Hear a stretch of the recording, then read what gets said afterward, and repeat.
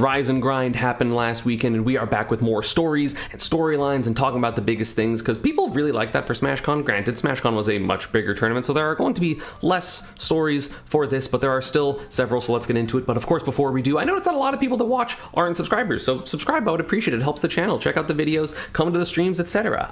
But let's get into it. So of course, the first storyline being MkLeo's return to form. MkLeo cannot lose more than one tournament in a row because he literally wins more tournaments than he loses, which is crazy. I kind of want to go back to that. So I'm going to go to like open majors and see how many in a row Leo has not won. So he wins and he loses and he wins and he loses and he wins and he loses and he wins and he loses and he wins and he wins. Like literally not more than two in a row. Sorry, not ever. Here he lost two in a row. He lost three in a row. All right, this is when he picked up Joker. He lost 4 majors in a row. And after that, after he lost 4 majors in a row, he has not lost more than 1 major consecutively. There have been invitationals and then open majors that he has lost, but he has never lost since, what was it? The last tournament being Gommel, which I knocked him out at. Let's go. That's me right there. Let's go, Panda buddies, me and Mars. Since then, he has not lost more than 1 major in a row, which is kind of crazy. That's a ridiculous level of consistency I didn't even know existed. I just saw him tweet that, and I thought he was memeing.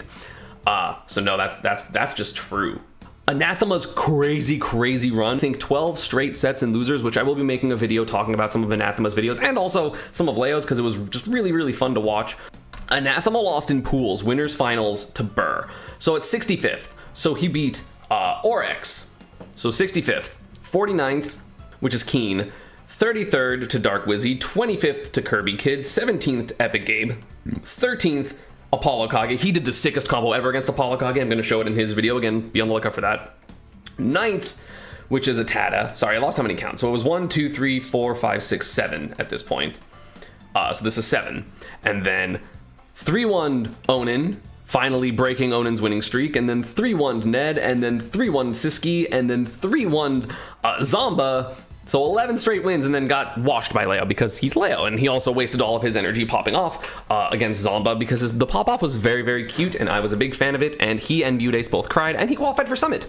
Another story is Zomba. Zomba had a little bit of a less than hot streak recently, and by that I mean he's gonna like 9th and 13th and 17th sometimes because he was consistently top 8ing for a long time, and Zomba now got back in the top 8 winners. He did it, I think, not SmashCon, but I think the major he went to before that. Oh, so no, he got 33rd Double Down. But he got 4th at Crown. He got 9th at CEO. Who did those two losers? Oh, right, MVD 3-0, yeah. But so, like, you know, he was super consistently top 8ing, and then it's, you know, been a little shakier, but it kind of returned to form, getting 3rd, kind of destroying Ned, and I don't know who he played before that, but then ultimately losing to Leo pretty solidly, because Leo's ridiculous, and also that matchup seems bad. And then, unfortunately, I think the pressure got to him when he played against Anathema. Anathema was playing really hot, no discredit to him, obviously. I've said many times that I think Anathema is the coolest and most well-rounded Rob of the top Robs. He just didn't really get a chance to shine, and he actually put it all together, because we're going to watch so many crazy clips of his again in his video. He played ridiculously well, but then I really feel like Zomba kind of just freaked out because he was like, oh my god, if I win I go to Summit, and then he's going to lose to Leo because it's Leo probably, but the Anathema said I feel like he was playing worse than he was against something like Ned. Speaking of Ned, this is his first formal major top 8, at least in a long time. I think he top 8'd DreamHack Atlanta a long time ago where he beat me, and he's got a couple of big wins, but he's never really got top 8 at a big major. He gets like 9th and 13th a lot, and he finally got top 8 where then he got immediately double eliminated by Rob. Both Zomba and Anathema kind of destroyed him a little bit. And then of course we have Jared is King, the Pacific Northwest Shulk player. We had a crazy close set at Battle of BC. He ended up getting 5th. He made it all the way to winter semis and then lost to Leo after beating a game, and then had the weirdest set in the world with Siski. This was the strangest single set I have literally ever watched. There were so many times that I would just go, huh? In this set, more than literally any set. Because normally when things happen, I can kind of understand them. This set, the interactions between Shulk and Samus did not make sense to me. Like there were so many weird things. So yeah, that was a crazy set. And then of course, Louis Money, the man of consistency, getting top 8. And then of course, Onin, the winner of SmashCon, and Gommel and Combo Breaker got 7th here. I think he kind of was trolling. No, again, no shade at Anathema. And of course, I think he was playing super seriously versus Louis Money, who beat him in winners. Louis Money 3-1'd him, Anathema 3-1'd him. Like both of them were playing very well in the matchup, but I think he was kind of trolling in this. like, he was building dicks and then taunting in, like, the middle of neutral. So I feel like he wasn't quite taking it as seriously, and that is a little bit shown by his Twitter. Played to have fun, and that's what I did. And again, you deserve to play to have fun. However you want to play is fine. But I definitely think he wasn't quite trying as hard, at least in losers. Again, I did watch the Louis Money set, and he seemed fine then, but it seemed like he was trying a little less hard against Anathema, because he was just trying to play fun, which granted, I'm down, because then it led to Anathema's crazy run where he had stupid crazy clips. And yeah, I mean, those are going to be the main storylines. There were a couple of other ones. Of course, Burr, the Kazuya from Texas, is the one that beat Anathema in winners, which was a great win for him. And then he ended up losing, I'm pretty sure, yeah, to Zomba. Oh, we would have had a Zomba Anathema. Like, we would have had a Zomba Anathema there, which would have been crazy. Shattuck, of course, doing really well. Chag, again, surprisingly not doing super well. I feel like, I don't know what's been going on with Chag. I don't know if, like, pressure or he's just not playing well, because I didn't see any of his sets. So yeah, 33rd here. Which, like, again, Chag was, like, definitively top 10 in the world at some point, and then I guess he's just been doing worse. There were so many good Palus here, because there was Chag, there was Raflo, who ended up getting, I guess this is 17th, losing to Base Mage. Base Mage, dude, I would hate to have to play Base Mage as a Palu. He just beats up Palus all the time, which is crazy. Myron, who has been on a super hot streak, kind of cooling down. Shattuck, of course, getting 17th, which is really, really good for him. Apollo Kage, ooh, Kronos, this was probably a hot set. I love these two. They're very fun to watch, the Snake Ditto. So you had a lot of really good players, a lot of players just play incredibly impressive. Skittles was so close to this game 5. He kind of threw this set, in my opinion. It's so hard to close out Siski. Siski's so good. Of course, his consistency is another story. It's been really, really good. He's consistently just been doing incredibly well, only losing to the top of the top players and Rob, I guess. Because he has a bit of a Rob problem, because he did also lose to Zomba at Genesis. He lost to here he lost to Ned. This matchup seems not fun for Samus, because the amount of times that Ned was able to kind of hit Siski for doing things that Siski can do on almost any player is kind of insane. Again, Jared beating Deathspade, the Great Bayo, and Base Mage. That was game 5. That's crazy. And then beating Atada. Atada's crazy. He's so good. Atada's an insane Nest player.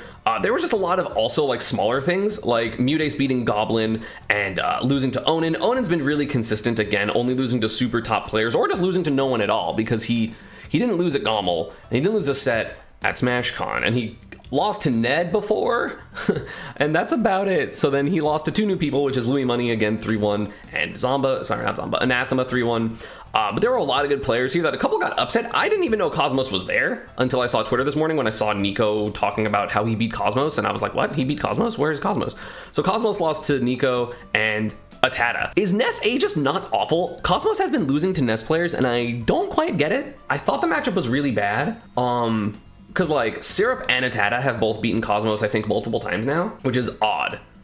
So I don't know if Cosmos just doesn't know the matchup. So yeah, 1 Steve in top 8. Rob is actually the best character in the game, because there were 2 in top 3, and Leo is Leo, which is absolutely crazy. The one thing I do want to talk about, and I'll touch this up obviously a lot in the MkLeo centric video, but Leo moves so well with this character. It's actually ridiculous.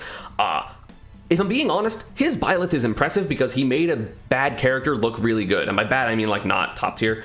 And now he's playing a top tier, a fast top tier. And one of the best things about Leo before in his Joker was his movement. And now Mithra's movement is arguably better. And he also has Pyra, who's kind of like Byleth in terms of slow but powerful. So he has a Byleth and a super fast broken character. His movement is absolute butter on the screen. The difference in watching him play here and SmashCon was absolutely absurd. I was watching him at SmashCon and I was like, he's good. Like, it's Leo, it's still really impressive, but there's nothing that's like special and shining over it, right? And then I watched it this week and I went, oh, Leo's the best player in the world. Right, I forgot about that. He's literally just the best. So yeah, his movement absolutely cracked with this character. Again, I will break it down a lot more when I talk about Leo in his own video, which again, look out for that. Look out for the Anathema video. But it ended up being a crazy top 8. Legitimately, I saw so many people complaining about this top 8, and this was probably my favorite top 8 to watch in a long time.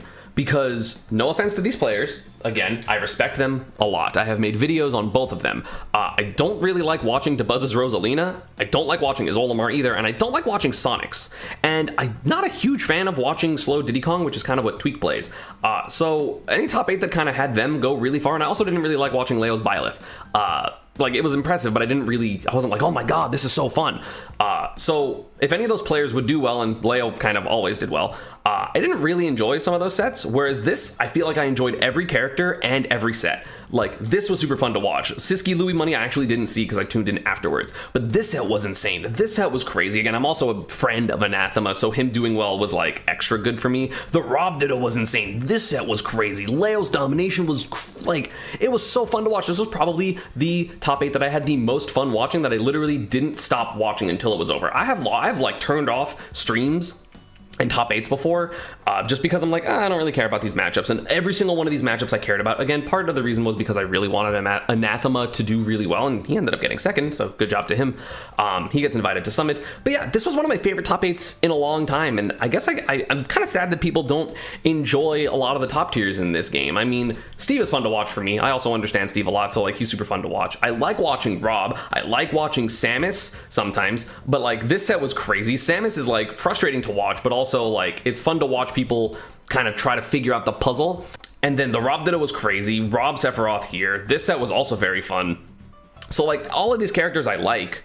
You know, Sephiroth is kind of lame, but also Ned is so fast. And again, I was watching it in reference of another character that I really like in Rob in both of these sets. So it was super fun to watch. I really enjoyed every single set that I watched of this top 8, and it just makes me sad that people don't. Because like, you know, even if someone like Apollo Kage got top 8, people would be like, oh, fuck Snake, he's so lame. It's so weird. Like, people hate on Aegis, right? Maybe not Leo because it's Leo, but people are like, oh my god, I hate these like slow, campy zoner characters like Steve and Rob and Samus. And then you get like, okay, well, I'm a fast swordsman that is like really combo heavy and advantage heavy, and they're like, fuck that one too. It's just like, wait, so what do you like? And they're like, specifically Light and Cola. It's like, oh, okay, cool. Like, that's just kind of how people watch Ultimate right now, and it's very interesting to me.